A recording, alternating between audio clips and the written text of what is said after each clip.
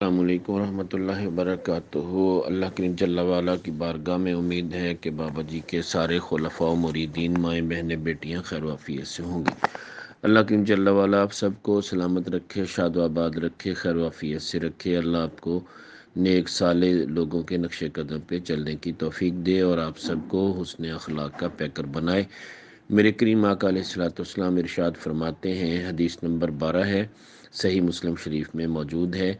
اور آقا کریم علیہ الصلوۃ والسلام کا بڑا ہی پیارا فرمان عالی شان ہے، البر حسن الخلق، نیکی حقیقت میں اچھے اخلاق کا نام ہے۔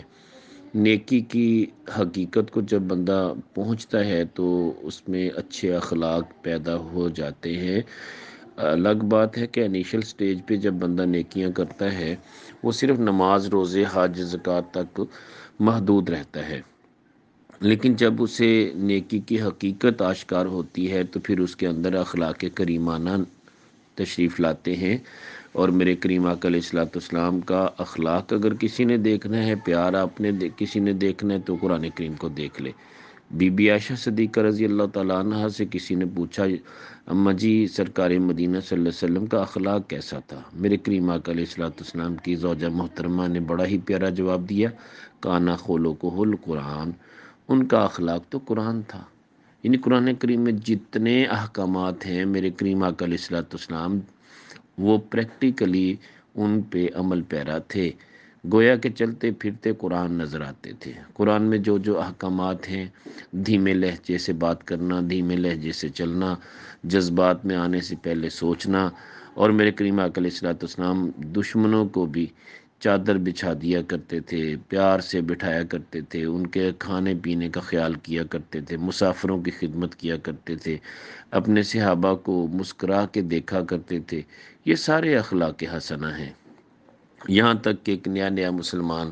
ہونے والا شخص بھی تھا، وہ آیا، اسے ابھی اتنی تربیت نہیں تھی، اس نے مسجد میں پیشاب کر دیا۔ میرے کریم آقا علیہ الصلوۃ والسلام اس پہ ناراض نہیں ہوئے، صحابہ اس کو مارنے کے لیے تیار ہوئے۔ میرے کریم آقا علیہ الصلوۃ والسلام نے فرمایا کہ نہیں، ایسے نہ کہو،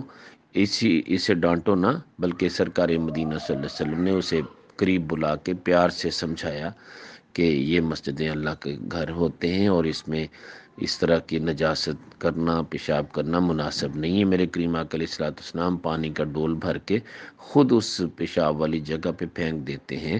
اور صحابہ بھی یہ منظر دیکھ رہے ہوتے ہیں۔ میرے کریم آقا علیہ الصلوۃ والسلام بڑے ہی پیار سے دست شفقت اس پہ جب پھیرتے ہیں اور اسے بڑا حوصلہ دیتے ہیں، اس کی جو دل آزاری صحابہ کی وجہ سے ہوئی تھی، میرے کریم آقا علیہ الصلوۃ والسلام اس پہ بھی مرہم لگا دیتے ہیں، پیار کی ایسی مرہم لگاتے ہیں کہ وہ جا کے اپنے پورے قبیلے میں جا کے کہتا ہے کہ میں نے آج ایسا کریم آقا دیکھا ہے جس کی ہاتھ پہ میں بیعت ہو کے آیا ہوں، مسلمان ہوا ہوں، آؤ تم بھی آؤ۔ اگر کسی نے سب سے با اخلاق دنیا میں کسی کو دیکھنا ہے تو میرے کریم آقا علیہ الصلوۃ والسلام کو دیکھ لے۔ میرے کریم آقا علیہ الصلوۃ والسلام اتنے با اخلاق تھے، اتنے با اخلاق تھے کہ حاتم طائی کی جس وقت آپ کی صاحبزادی میرے کریم آقا علیہ الصلوۃ والسلام کے پاس قیدی بن کے آئی تو اس کے سر پہ دوپٹہ نہیں تھا۔ کریم آقا علیہ الصلوۃ والسلام کا اخلاق یہ کہ سرکار دو جہاں مالک کون و مکان صلی اللہ علیہ وسلم نے اپنی چادر اسے اڑا دی۔ کسی نے کہا کہ حضور یہ تو کافرہ ہے، میرے کریم آقا علیہ الصلوۃ والسلام نے فرمایا بے شک کافرہ ہے، اس کا سر ننگا میں نہیں دیکھ سکتا،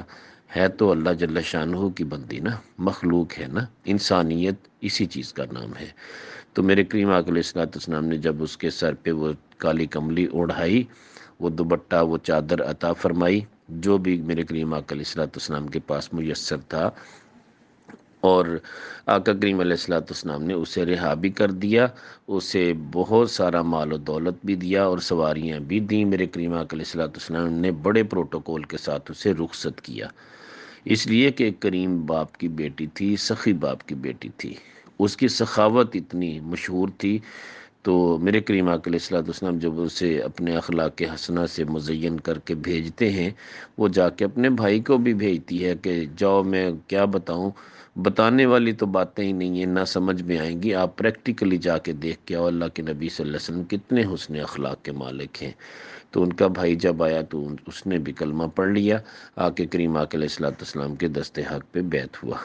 تو بات یہی ہے کہ کریم آقا علیہ الصلوۃ والسلام کی بارگاہ میں دشمن بھی آیا تو سچی بات ہے آپ کے ایک مسکراہٹ نے اسے اپنے دامن میں لے لیا۔ اور حضرت عبداللہ بن سلام رضی اللہ تعالیٰ عنہ یہودیوں کے بہت بڑے عالم دین تھے، مناظرے کے لیے تشریف لائے، لیکن میرے کریم آقا علیہ الصلوۃ والسلام کے پیارے پیارے رخ زیبا کو دیکھا، مسکراہٹ کو دیکھا، وہیں مسلمان ہو گئے۔ اور اس کے بعد پھر کفار نے یعنی یہودیوں نے کوشش کی کہ انہیں دوبارہ اپنے دین کی طرف مائل کریں۔ وہ کہنے لگے کہ چلیں ہم دونوں شریعتوں پہ عمل کر لیں گے، ایسی کوئی بات نہیں۔ میرے کریم آقا علیہ الصلوۃ والسلام کے علم میں یہ بات آئی، آپ نے عبداللہ بن سلام رضی اللہ تعالیٰ عنہ کو بلایا، فرمایا کہ تمہیں دونوں شریعتوں پر عمل کرنا اس کی اجازت نہیں ہے۔ آپ قوم موسیٰ سے اگر ہیں یعنی موسیٰ علیہ السلام کے امتی ہیں اور انہی کے شریعت پہ چلنا چاہتے ہیں تو اعلان کہہ دیں کہ میں شریعت محمدی پہ نہیں ہوں۔ اگر شریعت محمدی پہ آپ قائم رہنا چاہتے ہیں تو شریعت موسوی کو چھوڑنا پڑے گا، اس لیے کہ میں ساری شریعتوں سے بڑھ کر شریعت لے کے آیا ہوں اور سارے نبیوں سے اللہ نے مجھے افضل مرتبہ عطا کیا ہے۔ عبداللہ بن سلام رضی اللہ تعالیٰ عنہ عرض کرتے ہیں یا رسول اللہ صلی اللہ علیہ وسلم، مجھے دونوں شریعتوں پہ عمل کرنے کی ہمت موجود ہے، میں سارے کام کر لوں گا۔ میرے کریم آقا علیہ الصلوۃ والسلام نے فرمایا کہ اونٹ کا گوشت ان کی شریعت میں حرام تھا، میری شریعت میں حلال ہے، کیا کرو گے؟ عرض کی حضور اگر میں اونٹ کا گوشت نہیں بھی کھاؤں گا تو کیا فرق پڑے گا؟ میرے کریم آقا علیہ الصلوۃ والسلام نے فرمایا عبداللہ بن سلام، جب تک تم اونٹ کا گوشت نہیں کھاؤ گے کامل مومن نہیں ہو سکو گے۔ تو کریم آقا علیہ الصلوۃ والسلام ابھی یہ باتیں ہی ارشاد فرما رہے تھے تو جبریل امین علیہ السلام یہ آیات لے کے نازل ہوئے، یا ایھا الذین آمنوا ادخلوا فی السلم کافہ، اے ایمان والو اسلام میں پورے پورے داخل ہو جاؤ۔ یہ بھی ایک اخلاق کا انداز تھا، پیار تھا۔ میرے کریم آقا علیہ الصلوۃ والسلام نے فرمایا کہ صرف نماز، روزہ، حج، زکوٰۃ، ذکر، اذکار، یہ ساری چیزیں نیکیاں، اس میں کوئی شک نہیں، مگر سب سے بڑھ کر اخلاق ہے۔ اگر اخلاق اعلیٰ ہے، پیار ہے، محبت ہے تو آٹومیٹیکلی وہ سارے کے سارے لوگ آپ کے گرویدہ ہوں گے، ورنہ اگر اخلاق میں کجی ہے، کمی ہے، نقص ہے، عیب ہے تو کوئی بھی اس بندے کے پاس بیٹھنا گوارا نہیں کرتا۔ ہاں البتہ رہا یہ کہ کسی کو ڈانٹنا کس حد تک جائز ہے، کسی سے ناراض ہونا، غصے ہونا کس حد تک جائز ہے۔ یاد رکھیے کہ غیرت ایمانی کا تقاضا ہے، آپ جب بھی کسی کو غیر شرعی امر میں آگے دیکھیں یا وہ بچہ جو تربیت نہیں لے رہا اور وہ کسی بھی قسم کے کاموں میں، دین کے کاموں میں آگے نہیں آ رہا، ایون کہ وہ بچہ جو نماز نہیں پڑھ رہا، ایسے بچے کو آپ ڈانٹ بھی سکتے ہیں اور اسے یہاں تک کہ حکم تو نماز کے بارے میں بہت زیادہ سخت ہے، اور میں نے ابھی ایک ویڈیو بھی شیئر کرنی ہے، وہ آپ سن لیں کہ نماز میں کوتاہی کرنے والے کی سزا کیا ہے۔ بندہ تو زیادہ سے زیادہ یہ سزا دے سکتا ہے نا، اس کے ساتھ وہ بائیکاٹ کر دے، یا اس کے ساتھ وہ صحبت نہ رکھے، اس کے ساتھ نہ بیٹھے، کیونکہ بے نمازی ہے نا، یہ بے نمازی نحوست والا ہوتا ہے۔ جو جان بوجھ کے نماز کا مذاق اڑانے والا ہے، نماز نہیں پڑھنے والا، اسے ڈانٹنا، اسے سمجھانا انتہائی ضروری ہے۔ اگر آپ نہیں سمجھائیں گے تو گویا آپ اس کی معاونت کر رہے ہیں۔ اخلاق اور پیار سے دعوت ضرور دیں، لیکن اس کی ایک حد ہے، اس کا ایک وقت ہے، اس کا ایک ٹائم ہے۔ جس وقت تک اخلاق اور پیار کا مظاہرہ کرنا چاہیے وہ بچے کی 8 سالہ عمر ہے۔ 8 سے لے کے 10 سال تک پیار سے پڑھائیں، سمجھائیں اور اپنے ساتھ لے کے جائیں، عادت بنائیں۔ لیکن 10 سال کے بعد اگر بچہ پھر بھی نماز نہیں پڑھتا، اسے ڈانٹ کے پڑھانا، اسے ضرب لگانا، اسے اس طرح سختی کرنا جائز ہے، اس میں کوئی منع نہیں ہے۔ تو سختی کی اسلام میں کسی حد تک گنجائش موجود ہے۔ حضرت معاذ بن جبل رضی اللہ تعالیٰ عنہ غالباً صحابی رسول ہیں، میرے کریم آقا علیہ الصلوۃ والسلام نے انہیں فرمایا کہ اپنی لاٹھی کو اپنے کاندھے سے نہ اتارنا۔ جہاں بچوں کی تربیت کا معاملہ آ جائے اس وہاں ان کو ڈانٹ ٹپٹ بھی ضروری ہے۔ اور غالباً حضرت ابو ذر غفاری رضی اللہ تعالیٰ عنہ سے بھی اس قسم کی روایت موجود ہے۔ تو کریم آقا علیہ الصلوۃ والسلام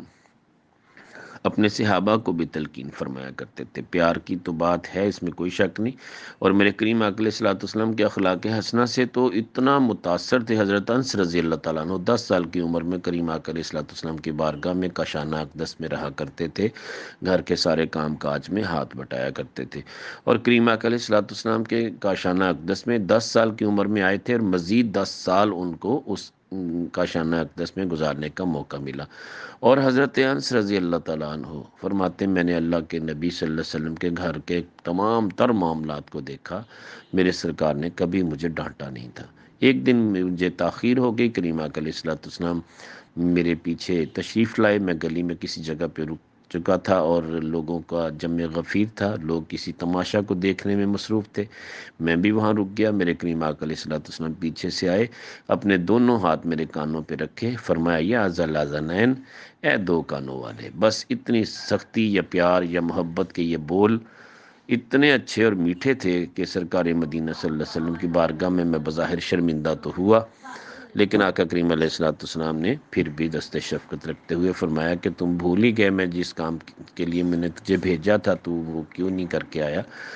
تو بہرحال کہنے کا مطلب یہ ہے کہ یہ ہے اخلاق کریمانہ۔ اللہ کریم جل وعلا ہم سب کو اس سے حصہ نصیب کرے۔ ظاہر بات ہے کہ اگر اخلاق اور پیار ہوگا تو دشمن بھی نرم دل ہو جاتا ہے۔ ہمارے اندر بعض اوقات بد اخلاقی کی وجہ سے لوگ ہم سے دور ہو جاتے ہیں۔ اللہ کریم جل وعلا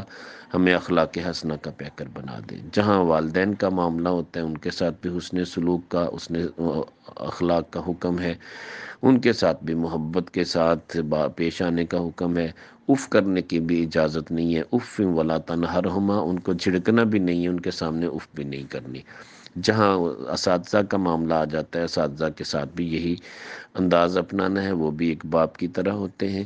اسی طرح اپنے شیخ کے ساتھ بھی اگر ان کی اس طرف سے کوئی سختی کے کلمات جملے ہوں بھی تو یقیناً وہ آپ کی اصلاح کے لیے ہوتے ہیں۔ کبھی بھی کسی بھی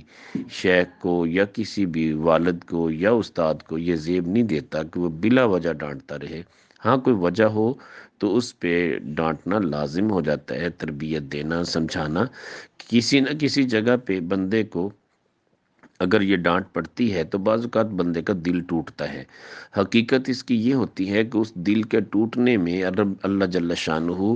اس دل کے ٹوٹنے میں صبر کرنے والے کو وہ نور عطا کرتے ہیں، وہ نور عطا کرتے ہیں جس سے اسے قلبی بصیرت حاصل ہو جاتی ہے، اور وہ دل وہ نگاہ بصارت اور بصیرت کا پیکر بن جاتا ہے۔ اسے ظاہری حیا کی آنکھیں بھی نصیب ہو جاتی ہیں، اور ظاہری طور پر بھی وہ بندہ بہترین ہو جاتا ہے، باطنی طور پر بھی اس کی دل کی آنکھیں کھل جاتی ہیں، اور دل میں اللہ جل شانہ کا جب نور پیدا ہوتا ہے بندہ پھر عبادت میں لطف و لذت پا لیتا ہے۔ سچی بات تو یہ ہے کہ یہ جو ماں باپ کی ڈانٹ پیار ہوتی ہے، شیخ کی طرف سے ڈانٹ ہوتی ہے، اساتذہ کی طرف سے ڈانٹ ہوتی ہے، وہ بندے کو بہتر بنانے کے لیے ہوتی ہے۔ اس میں کسی قسم کا تردد اور شک نہیں کرنا چاہیے۔ ہاں البتہ بعض اوقات ایسا بھی ہوتا ہے کہ شیخ کی ذات بھی کچھ نہیں کہتی اور والدین بھی کچھ نہیں کہتے، اساتذہ بھی کچھ نہیں کہتے، مار نہیں پیار پہ عمل کرتے ہیں۔ نتیجہ یہ ہوتا ہے اگر اس بندے کو، اس بچے کو ایسی صحبت میسر آ گئی جس کی وجہ سے اس کے سارے معاملات خراب ہو جاتے ہیں، تو وہ پھر بھی کوئی نہیں ڈانٹتا، تو نتیجہ کیا ہوتا ہے کہ اس کی تربیت نہیں ہو پاتی۔ وہ جس طرح کے لوگوں کی محفل میں بیٹھنا شروع ہو جاتا ہے، وہ بے نمازی بھی ہو جاتا ہے، اور شرابی بھی ہو جاتا ہے، زانی بھی ہو جاتا ہے، گندی فلمیں دیکھنے والا بھی ہو جاتا ہے، فیس بک پہ گندے مناظر دیکھنے والا ہوتا ہے، پب جی گیم میں کھیلنے والا ہوتا ہے، پتہ نہیں کیا کیا گیم میں کیا کیا بے حیائی کے کام وہ کرنا شروع کر دیتا ہے۔ پھر سب کے سامنے بولتا بھی ہے، گریبان بھی پکڑتا ہے، بدتمیزی بھی کرتا ہے، بد اخلاقی کا بھی اظہار کرتا ہے، اور اتنا وہ بے ادب ہو جاتا ہے پھر دائرہ اسلام سے خارج ہونے کے چانسز اس کے بڑھ جاتے ہیں، یہاں تک کہ وہ کفر کی حالت میں چلا جاتا ہے۔ لہٰذا ڈانٹ ڈپٹ کا بھی ایک حد تک ہونا انتہائی ضروری ہے۔ پیار اور اخلاق اور محبتیں یہ بھی معاشرے میں ہم نے بانٹی ہیں، لیکن ہر لحاظ سے ہمیں با اخلاق ہونا یہ بہت زیادہ ضروری ہے۔ اللہ کریم جل وعلا ہم سب کو با اخلاق بنائے۔ اسی طرح گھریلو ناچاکیاں ہیں، گھریلو مسائل ہیں، اسپیشلی طور پہ بیٹی جو ایک گھر میں بیاہ ہو کے جاتی ہے، وہاں اسے نیا ماحول میسر آتا ہے، اپنی ساس کی بے تانے سننے پڑتے ہیں، نندوں کی بھی بہت ساری باتیں سننی پڑتی ہیں۔ نتیجہ یہ ہوتا ہے کہ وہ گھر جو امن و سلامتی کا پیکر ہوتا ہے، وہ گھر جھگڑے کے باعث، انتشار کا باعث بن جاتا ہے۔ سچی بات تو یہ ہے، یہ ساری بد اخلاقیاں جب ہم اپنے ہی گھر میں کرتے ہیں تو وہ گھر جنت کا منظر پیش کرنے کی بجائے، سچی بات ہے، وہ سب کے لیے جہنم کی منظر پیش کرتا ہے۔ اگرچہ وہ جہنم اور جنت اس کا اپلائی تو نہیں کیا جا سکتا، لیکن سمجھانے کے لیے لوگ بات کرتے ہیں نا کہ یہ تو جنت نظیر ہے اور یہ تو خوش بختی والا گھر ہے، تو وہ دوسرے گھر کے حوالے سے کہتے ہیں یہ بدبختی والا گھر ہے، یہ نحوست والا معاملہ ہے۔ وہ پھر کبھی اس بچی کو نحوست والا کہنا شروع کر دیتے ہیں، کبھی اس کے والدین کو برا بھلا بولتے ہیں، حالانکہ ایسا ہوتا نہیں ہے، ہونا چاہیے بھی نہیں ہے۔ ہر بچہ، ہر بچی اپنی فطرت پہ بہت ہی اچھا ہوتا ہے، مگر اس کو ماحول میں جو تانے ملتے ہیں اس کی وجہ سے وہ زیادہ بگڑ جاتا ہے، مسائل ہو جاتے ہیں، پھر انتشار کا باعث ہوتا ہے۔ باقی رہا مسئلہ یہ کہ میرے کریم آقا علیہ الصلوۃ والسلام نے فرمایا کہ انسان کی خوش بختی میں سے یہ ہے کہ اسے 4 چیزیں نصیب ہو جائیں۔ ایک یہ کہ اسے اللہ کریم جل والا بہترین، خوبصورت، نیک اور پارسا، صالحہ، عابدہ، زاہدہ بیوی نصیب کر دے، گویا کہ اس کا گھر جنت نظیر بن جائے گا، یعنی اس کے گھر میں جھگڑے نہیں ہو، جنت میں جھگڑے نہیں ہوں گے، ایسے ہی اس کے گھر میں جب جھگڑے نہیں ہوں گے تو وہ گھر جنت نظیر ہوگا۔ جنت تو نہیں ہوگا لیکن جنت نظیر ہوگا۔ سچی بات ہے، دنیا میں پیشگی اسے جنت نصیب ہو جائے گی کہ اس کی بیوی اس کے تمام طرح کے دکھ درد میں شریک ہے، اس کا خیال رکھنے والی ہے، نمازی ہے، پرہیزگار ہے، اس کی عصمت و عفت کی حفاظت کرنے والی ہے، اس کے پیچھے اس کے تمام اہل و عیال کا خیال رکھنے والی ہے، اس کے والدین کا ادب قدر احترام کرنے والی ہے، اس کے بہن بھائیوں سے اچھا سلوک کرنے والی ہے۔ تو یہ ساری چیزیں میرے کریم آقا علیہ الصلوۃ والسلام فرماتے ہیں انسان کی خوش بختی میں سے ہیں، اور میرے کریم آقا علیہ الصلوۃ والسلام نے فرمایا یہ بات بھی انسان کی خوش بختی میں سے ہے کہ اسے بڑا گھر مل جائے، زہ نصیب کے دنیا میں بھی ملے اور جنت میں بھی اس کے محلات موجود ہوں اس کے اچھے اخلاق کی وجہ سے۔ میرے کریم آقا علیہ الصلوۃ والسلام فرماتے ہیں کہ یہ بھی بات انسان کی خوش بختی میں سے ہے کہ اسے اچھا ہمسایہ مل جائے۔ اور اچھا ہمسایہ کیا ہوتا ہے؟ اچھا ہمسایہ صرف گھر بار کے ساتھ ساتھ رہنے والے لوگ ہمسایوں میں نہیں آتے، بلکہ بندہ جس بندے کی صحبت میں رہتا ہے وہ بھی ہمسایہ ہے۔ بے شک وہ اپنے شیخ کی صحبت میں رہتا ہے، ان کے ساتھ نسبت ہے، اس کے ساتھ پیار ہے، اپنے شیخ کی عقیدت محبت اس کے دل میں ارد گرد کے ہمسایوں سے بھی زیادہ ہوتی ہے۔ اگر اچھا شیخ مل جائے تو گویا کہ وہ اسی کے سائے میں دنیا میں بھی رہے گا، آخرت میں بھی رہے گا۔ اس لیے میرے کریم آقا علیہ الصلوۃ والسلام نے فرمایا کہ التمسوا الجار قبل الدار، گھر خریدنے سے پہلے ہمسایہ اچھا تلاش کرو کہ اچھے لوگ کہاں بستے ہیں، اچھے لوگوں کی صحبت میسر آئے گی، آپ کی اولاد بھی نیک ہوگی، آپ کے معاملات بھی بہتر ہو جائیں گے۔ میرے کریم آقا علیہ الصلوۃ والسلام نے فرمایا یہ بات بھی انسان کی خوش بختی میں سے ہے کہ انسان کو اچھی سواری مل جائے، لینڈ کروزر مل جائے، بڑی گاڑی مل جائے، وہ پتہ نہیں کیا کیا گاڑیوں کے نام نہیں مجھے آتے، ادروائز میں سارے نام بتا دیتا۔ تو بہرحال جتنی بھی اچھی سے اچھی گاڑی جو آج کل کے دور میں نے سنا ہے کہ ایک نام مجھے یاد ہے کہ فارچونر مل جائے، تو یہ فارچونر گاڑی سنا ہے کہ بہت اچھی ہوتی، بڑی ہوتی ہے، اس میں بڑے لوگ زیادہ بیٹھ سکتے ہیں، لیکن یہ فارچونر تو مل جائے تو یہ فارچونر سینما میں جانے کے لیے نہ ہو، بے حیائی کے اڈوں پہ جانے کے لیے نہ ہو، یہ بغیرتی والے کاموں میں جانے کے لیے نہ ہو، غلط قسم کی رقاصاؤں کو گاڑی میں بٹھا کے زنا کرنا یا اس طرح کی بے حیائی کے معاملات میں جانے کے لیے نہ ہو۔ میرے کریم آقا علیہ الصلوۃ والسلام فرماتے ہیں اگرچہ یہ بہت بڑی نعمت ہے، اس کا استعمال اچھا ہونا چاہیے۔ آقا کریم علیہ الصلوۃ والسلام فرماتے ہیں کہ جسے بہترین گاڑی مل گئی وہ بھی خوش بخت انسان ہے، لیکن خوش بختی کب بنے گی؟ جب اس کے باقاعدہ جو دین کے احکامات ہیں اس کے مطابق بندہ زندگی بسر کرے۔ اور کریم آقا علیہ الصلوۃ والسلام فرماتے ہیں کہ یہ جو اچھی سواری ہے بندے کی خوش بختی میں سے ہے، اور حقیقت میں علماء نے اس کی وضاحت یوں کی ہے کہ اس دور میں اگر تیز رفتار گھوڑا وہ عربی نسل کا یا ترکی نسل کا ہوا کرتا تھا، تو آج کے دور میں جو تیز رفتار اور بہترین آرام دہ سواری ہے وہ بہترین لینڈ کروزر یا فارچونر ہے۔ اس طرح کی کوئی بھی مل جائے تو اس پہ دوسروں کو حسد نہیں کرنا چاہیے، اس دل میں کینہ نہیں رکھنا چاہیے اور بغض نہیں رکھنا چاہیے، اس لیے کہ دوسرے بیچارے پریشان ہو جاتے ہیں کہ اس کو اللہ تعالیٰ نے یہ چیز کیوں دے دی، اور اگر زہ قسمت کسی عالم دین کو، کسی پیر صاحب کو مل جائے تو پھر سارے سوچنے پہ مجبور ہو جاتے ہیں کون سے مرید نے یہ تحفہ دیا ان کو، یا کیسے انہوں نے پیسے نذرانے اکٹھے کر کے شاید لے لی، حالانکہ یہ بات سوچنے کی نہیں ہوتی، یہ میرے رب کی دین ہوتی ہے۔ جب بچہ ابھی ماں کے پیٹ میں ہوتا ہے، اللہ کریم جل والا اسی وقت اس کے لیے یہ ساری چیزیں لکھ دیتا ہے کہ اسے زندگی میں کیا کچھ ملنا ہے، کتنے پلاٹ ملنے ہیں، کتنی دکانیں اس کی ہوں گی، کتنی مارکیٹیں ہوں گی، کتنا اللہ نے اس کو رزق دینا ہے، کتنی گاڑیاں دینی ہیں، کتنے محلات اس کے دنیا میں ہوں گے، کتنے آخرت میں ہوں گے۔ میرا کریم رب تو اس وقت ہی فرشتے کو بھیج کے لکھ دیتا ہے، ابھی وہ 4 ماہ 10 دن کا بچہ ہوتا ہے پیٹ میں، تو لہٰذا کسی کو اللہ تعالیٰ یہ چیزیں دے تو اس پہ حسد نہیں کرنا، اور یہ اس کے حق میں اللہ جل شانہ نے بہتر خیال کیا تو اسے دنیا میں بھی اسے ثروت سے نواز دیا، تو اللہ کریم جل والا سب کو اللہ تعالیٰ اخلاق حسنہ کا پیکر بنائے۔ یہ بھی بہت بڑا اخلاق ہے کہ دوسروں سے حسد نہیں کرنا، بلکہ دوسروں پہ رشک کرنا ہے، فخر کرنا ہے، دوسروں کی ان چیزوں کو دیکھ کر اب دل برداشتہ نہیں ہونا، بلکہ اللہ کی بارگاہ میں دعا کرنی کہ یا اللہ جیسے اس کو مال و دولت سے نوازا، یہ دنیا کی مال و دولت مجھے بھی عطا کر تاکہ میں تیرے دین کے کام میں خرچ کر سکوں۔ اللہ جل شانہ ہم سب کو اپنے حفظ و امان میں رکھے، خیر و عافیت سے رکھے۔ جزاک اللہ خیرہ۔ السلام علیکم ورحمۃ اللہ وبرکاتہ۔